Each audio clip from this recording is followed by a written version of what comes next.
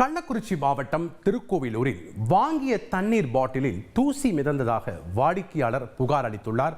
கூடுதல் விவரங்களோடு இணைகிறார் செய்தியாளர் சரவணன். வணக்கம் சரவணன், செய்தி தொடர்பான முழு விவரங்களையும் பதிவு பண்ணுங்க. வணக்கம்.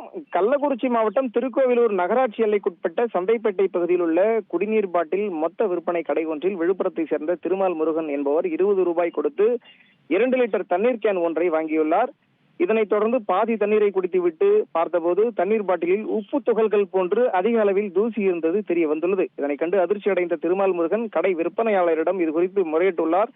அதற்கு கடையில் இருந்த விற்பனையாளர், இது காற்று குமிழ்களாக இருக்கும் அல்லது நீங்களே போட்ட தூசிகளாக இருக்கும் என மெத்தனமாக பதிலளித்துள்ளார்.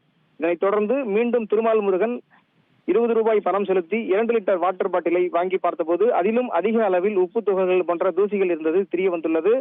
கடந்த மாதம் 14ஆம் தேதி அடைக்கப்பட்ட இந்த குடிநீர் பாட்டில் டிசம்பர் மாதம் 2025ஆம் ஆண்டு காலாவதியாகும் சூழலில் தண்ணீர் இதுபோன்று இருந்ததை கண்டு அதிர்ச்சியடைந்த திருமால் முருகன் உடனடியாக சம்பந்தப்பட்ட குடிநீர் பாட்டில் நிறுவனத்தின் மீது உணவு பாதுகாப்புத்துறை அதிகாரிகள் விரைந்து நடவடிக்கை எடுக்க வேண்டும் என கோரிக்கை வைத்துள்ளார்.